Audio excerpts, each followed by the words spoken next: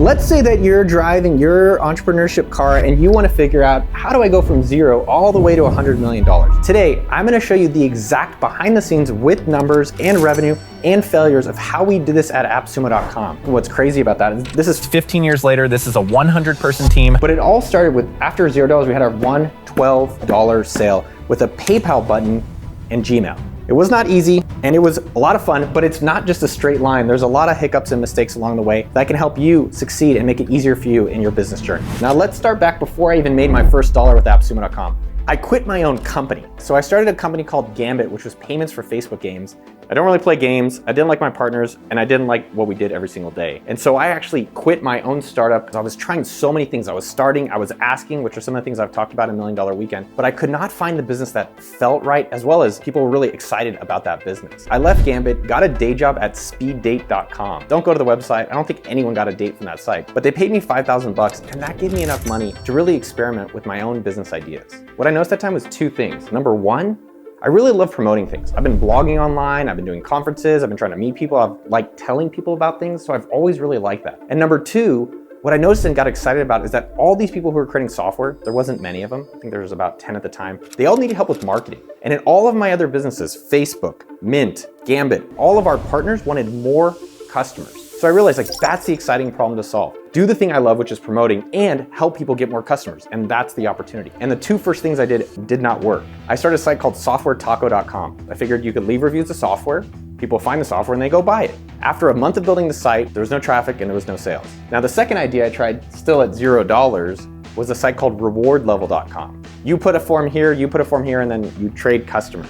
No one used it as well. This is something to really be mindful of in your journey on entrepreneurship, is that you have to keep starting these things, but it doesn't work right away and you have to be okay with that. That's part of the fun. Now, finally, I said, all right, get inspiration outside of the thing you're looking at. If you're on Twitter or TikTok or social media all day, you may not get your inspiration. I saw a site called MacHeist, which was Mac bundled software. And I said, oh, that's interesting. What if I did bundles or deals of software, but for web apps, web software? Now it's called SaaS. And at the time, there really wasn't that much of it, but I was like, this is really interesting. I cold emailed Alan, who is the founder of Imgur. He created software for photo hosting. I asked him for a deal. For every pro version that was normally $24, I would sell it at whatever price I wanted and pay him $7. Why would he do that? Well, one, software is basically zero cost for him. And two, I'm gonna go out and do a lot of marketing and promotion for him, and there's no expense or risk for Alan to take. Now, the second thing was I worked backwards from where the customers are. The customers are all on Reddit. So I posted on Reddit, hey, I've got an Imgur Pro deal. I bought some ads. I got Reddit to give me free ads just by asking. Within the first week, I sold 200 codes at $12, $2,400. It was very clear validation. Now, what I talk about in terms of validation is, can you get 3 customers in 48 hours? I was able to get over 200 of them. One of the biggest things people make a mistake on is that they're creating a business no one wants.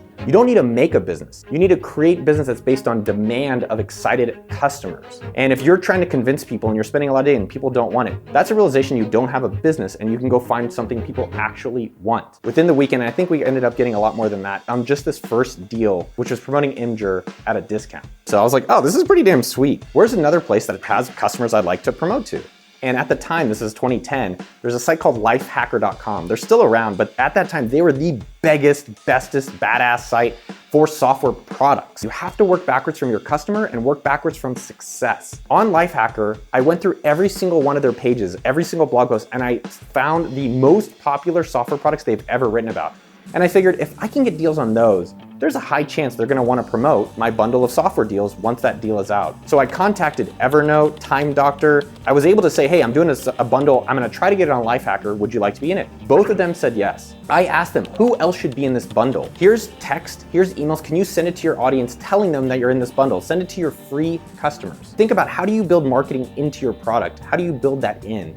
Now, I launched this bundle and I emailed back the Lifehacker guy and they turned out writing about the productivity bundle. I also messaged my buddy Tim Ferriss.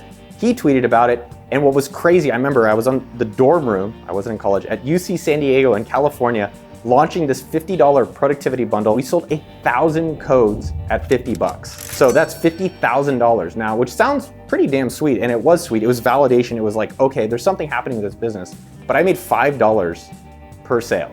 So I made about $5,000 for around 3 months of work, which was still super amazing because I wasn't working super hard. I was really enjoying the process. I was enjoying getting the deals. But what you're starting to do is you're starting to really say, who is the exact customer that I'm excited to help and loves having me help them? Early on in the journey, I kept getting closer and closer to realizing it's really solopreneurs. It's people like myself, it's people like you, we're small business owners that don't like paying full prices, or they want to find cool tools. And how do I keep serving them? I went to Hacker News, news.ycombinator.com, and I found all of the most popular Y Combinator companies and did a YC bundle. And I'm talking Optimizely, billion-dollar company, a few other YC companies at the time, and we launched on Hacker News. So again, how do you work backwards from your customers and start getting closer and closer who your exact customer is? Now we're probably, I think within our first year, give or take almost $300,000. $300,000 for your first year of revenue is absolutely insane. What finally did though get us to the $1 million mark was the South by Southwest 2011 Lean Startup Bundles. We worked with Eric Ries, we worked with Twilio, we worked with SendGrid, we worked with these literally billion-dollar companies today, but we helped launch them on AppSumo. So it was March 2011. I think we sold 10,000 of those bundles, some insane number. We hit the $1 million mark, which was just insane. And for me, we didn't focus on the revenue number. We were focused only on the email list. Within your own business, what's the number that actually matters? And what we found with AppSumo, and what we even found today with Noah Kagan and all the content we're doing, is still, it's the email list. So with AppSumo, our first year was how do we get 100,000 email list subscribers? And then in our second year, it was how do we get to 250,000 email subscribers? During this time from the 0 to 1 million, I did almost everything. I did customer support, I did the programming, I did the sales, I did the marketing, I did the crying. Oh God, this is sucky. But it wasn't actually that sucky. It was a very casual experience. I wasn't stressing. I wasn't like, how do I get to 1 million? If I get to 1 million, I'm finally worthy, which is a whole nother therapy episode. We'll do it another time. But it was really just like, hey, I'm enjoying these bundles. Let me do it at a pace that I find enjoyable and I don't have to rush to get to any of these points. And I wasn't even aware. We didn't celebrate when we hit 1 million. I don't even know when we hit 1 million. It's only recently that I've looked back and be like, oh, that was pretty cool that we hit these numbers. Let me summarize some of these key points for you in the 0 to about $1 million journey. First off is get excited about the problem, helping software creators get customers. But the first two versions of it did not work. Now the third version of it, we did follow the $1 million weekend process and instantly it worked. And that is such an important part in your business. You should not be convincing people of their problems. They should be excited to pay you for solving them.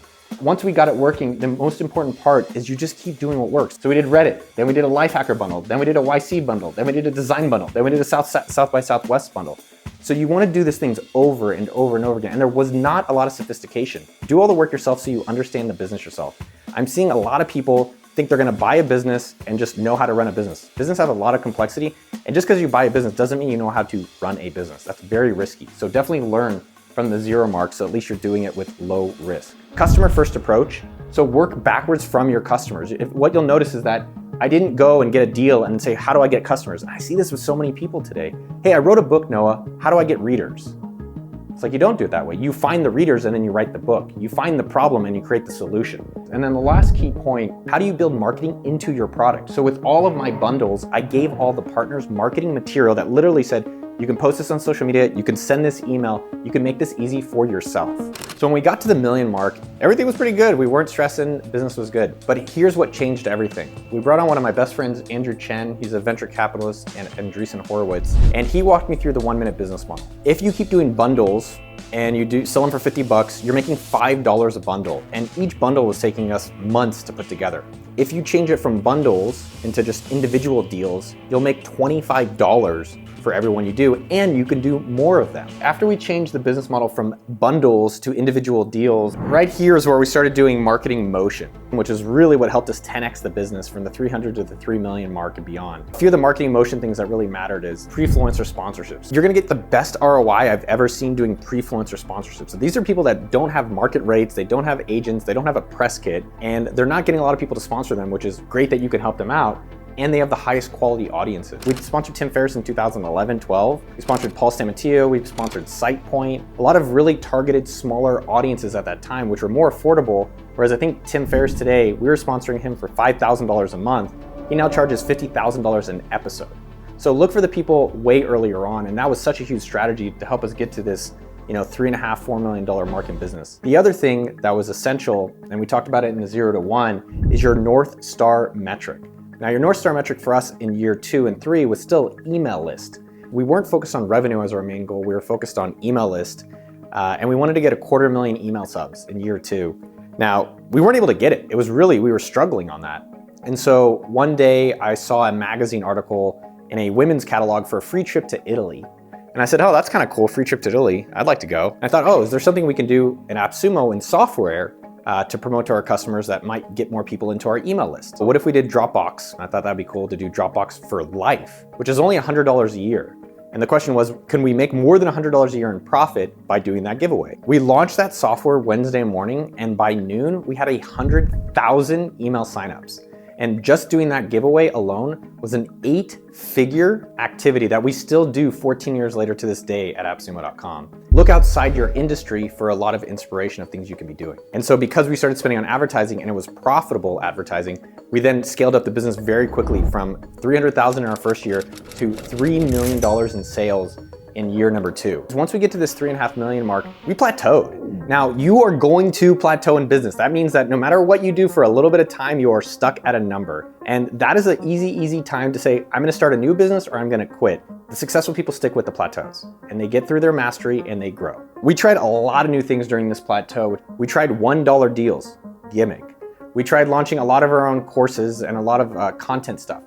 It was okay, but again, AppSumo was built to promote software deals. I personally was just losing a lot of passion. I felt like a used car salesman. All right, we got a deal. You want a deal? I got a deal. You got a deal? I didn't really believe in all the products we were promoting. The final straw for me was there was a product that taught people how to create an iPhone app, and it was a PDF. And I started going through it and I was like, this is extremely complicated and doesn't even really help you make an app. And it has our name on it. It has your name on it in your business. I was searching for a breakthrough to how the hell to get out of this plateau. We kept trying so many things for about 2 years, hiring different people, bringing on different people, but nothing was really changing our trajectory of the business. And it's frustrating, especially if you've had early success, you think you should keep having that success. So what I did is I went to India. I know that sounds totally crazy. Let me get something and show you. So this is me. It's a Lego thing I built, I don't know, kind of commemorating that I went to India to try to find myself and to try to fix AppSumo.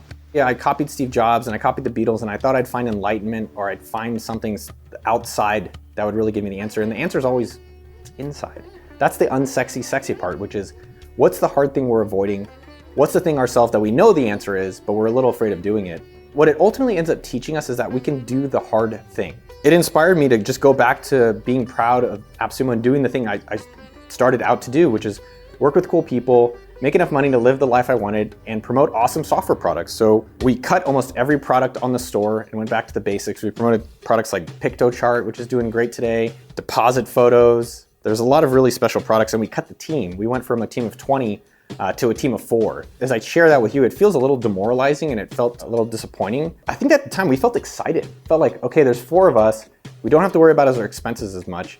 We can do the thing we want. It felt like we were literally on a very purposeful mission. Like, let's just go back and promote dope ass products and have a really fun time with it. Instead of doing a deal a day, we just did 4 deals a month. The new pace was slower. The new pace was sustainable. You know, might say this was a course correction. AppSumo was going very, very fast in the wrong direction. Our problem at the time was that our deals can do really poorly or really well, and it makes it very inconsistent. So we thought we're gonna create our own products to help AppSumo grow. So we hired a CEO, and his name was Ayman Al-Abdullah. So Ayman became CEO around here, which is around the 3.5–4 million mark. And we told him, please just don't change anything while we get the revenue on our new SaaS tool, which was SumoMe growing. We gave him AppSumo and we said, you need to do 4 deals a month, make $120,000 a month and don't change anything. Now, a few things are interesting here. One, we ended up hitting 10 million with Ayman. I have no idea when. Again, a lot of the times these numbers are more exciting to share externally, but internally, we were looking at, are we promoting products we like? Are we doing the thing we like? And is it with other people we like? And for Ayman, the way that he was able to get past 10 million with AppSumo is a few key things. One, the market got bigger. That's why your market selection is so critical. When I started AppSumo, there was 10 products. Today, there are over 100,000 software products for solopreneurs. The other thing that Ayman was excellent in, he did not try to do new things. While me and Chad, my business partner, were kind of always looking for their next thing and new marketing and new.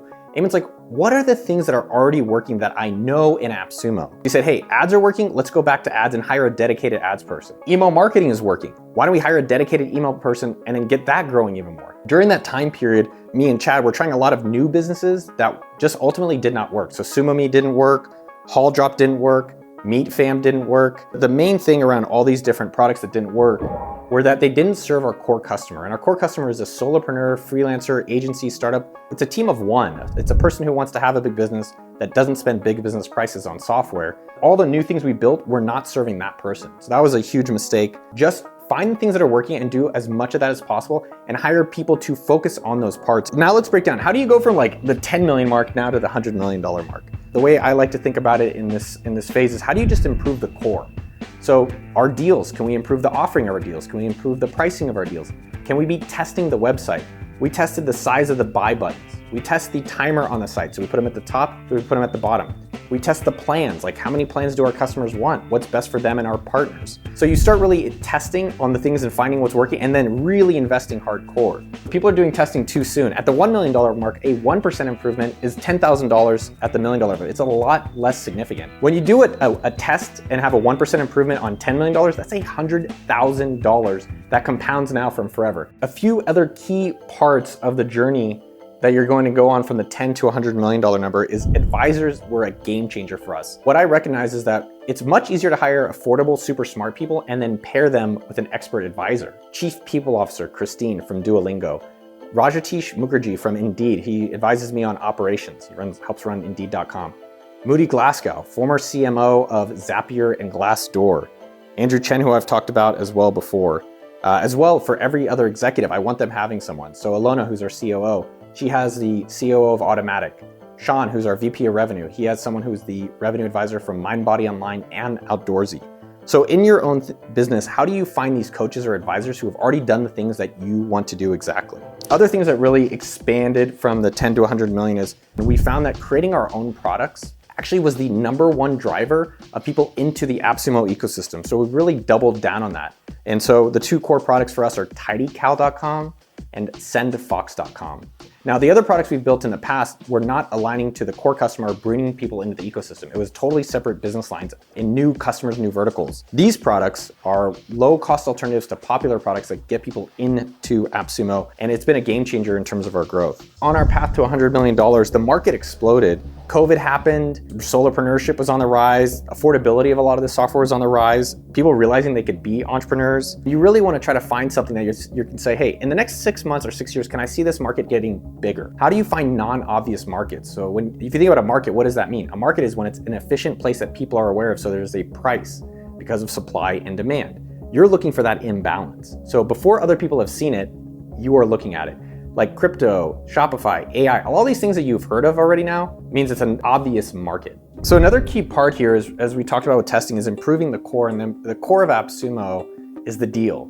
So can we get better products? Can we figure out better pricing? Can we figure out better partnerships? And that's something that in your own business, how do you keep thinking about, okay, what's the thing our customers are coming for, and how do we make sure that is an amazing experience? But what happened here is that I went really fast again in the wrong direction. I thought we should have a marketplace where we go from 600 products to 13,000 products in AppSumo. So just flood the market with products. And then we also needed many more employees. And we went from 60 to 130. We hired fast. It was kind of just a tough time. The numbers were looking good, but there was a lot of disagreements in the business. There was a lot of bad hires in the business. We even hired an expert specifically in engineering, and he came and insulted me, insulted the rest of the leadership team a lot. And it's fine to be critical. It's not fine to be toxic. And he didn't even want to meet with any of the people in his team. Just a lot of really bad mistakes just from that hire and a lot of other decisions in that period. Luckily, in the past 2 years, we went back to basics. This is kind of maybe the moral of the story from the even zero all the way down to the $100 million mark, which is find a good product, send an email about it, do it again. Solutions that we've done to really scale to the 100 million and beyond. Hiring now experts in really all categories. So there's kind of 3 core questions, and these have been inspired from NVIDIA, from Amazon and beyond. Number 1 is the Helsinki test. Would you want to spend an overnight in Helsinki airport with this person? Number 2, do they raise the bar? So by bringing them on, are they actually raising the bar, whatever field or category that you're hiring them on? And number 3, would we be disappointed if a competitor hired them? And as you now are trying to get into the 100 million and beyond, these are really key areas of finding people that answer yes to all 3 questions. So the second thing I'm highlighting is sophistication. When I just got started, I was like, how much does the deal cost? 50 bucks? That seems like a good price. Let's just make it 50. I had the genius idea of saying, our prices are too high, lower them. without looking at any data, and it actually ended up tanking the business. It tanked our average order value. So we have a team of 2 people, shout out Bob and Alfredo, plus Sean and Madison, that are dedicated to business intelligence and data analysis. And we spend on software almost $1 million a year on this analysis stuff, in addition to the teammate costs. So the sophistication goes from time of day we launch deals, when we send our emails, pricing of every single product, partner splits to help them and us get the best for the businesses. There's dashboards that come out every single day. I'll try to put up one on the screen here. You can see one of our daily pulses. There's tracking down to the hour. Maybe just giving you one of the crazier examples, like we can predict our financial accuracy monthly within 5%. And that helps you hire, that helps you buy ads, that helps you run a business really effectively so that you can get to $100 million and beyond. Now, the last thing that I would say has been critical in this part of the business is that we still are not really doing a lot of new business lines, right? It's still find a deal, promote a deal. But what happens is as you go from a team of 1 to a team of 10 to a team of 100, things become unclear and people have their own ideas. So how do you coordinate these things? And so we have 2 key things that have really helped us do that. Number 1, it's called our MOM, our Master Operating Manual. And in our Master Operating Manual, it says like, what's our net profit income margin that we're trying to be targeting? It's 10%. What is our growth rate year to year that we want to be averaging? It's around 7%. And so what you're trying to do is as you bring on new people and as people are operating without Noah and without others, how do we make sure they know how to do the business principles consistently? And this goes across so many different attributes. Now, the other part of the communication equation is we have things about how to do the business operations. How about behavior operations? So that is our teammate handbook. There's gonna be a link below in the description so you can actually see what our handbook looks like. Now, this is how do we decide who works really well at AppSumo and how to behave when no one is looking. So some of the things that I've even talked about in this video: test and invest, double down, we hire adults, work doesn't have to suck, protect your time. Like, these are things about how do you behave in the business culturally that helps you excel at AppSumo. And ultimately with AppSumo, and I think within your business, we call it never forget the tacos. You guys see, I eat a shit ton of tacos. A lot of the videos are tacos. On my shirt, on my sweater is tacos. Never forgetting the taco is just remembering why you're doing this. Remembering that you're here to have fun. Remembering you're on a planet in space, trying to create business that helps another person. And so stay true to the values. If you've heard in the journey of the roadmap to 100 million, it's not been pretty. You're not gonna go in a straight line here to here. It's like, all right, and then you kind of come back a few ways, then you go on a detour and you come around. But what are the core things that you don't want to be forgetting? And for us, at the end of the day, it's liking the work we want to do, and it's promoting awesome software deals for solopreneurs. So in terms of growing 100 million and beyond, our business is not how do we just keep growing our revenue, it's how do we keep serving our customers more and more. The point is to enjoy your work, enjoy your life, and have a good balance of that. So for us at AppSumo, a lot of our vision and what we're excited to, it's less about the money and more about where we want to go as a company, is how do we be the #1 place to promote software products for solopreneurs? So whether it's a deal on AppSumo, maybe it's a review site, maybe there's some other things down the roadmap. Like, we want to be the one-stop shop for all software creators to promote and market their tools to solopreneurs. And I think there's a lot of room for us to grow in that. It's not like a straight line path. 2, you can have fun along the way. And 3, the most important is to get started right now and get that first sale to lead you on this really amazing, fun business journey to $100 million or wherever it is that you want to go.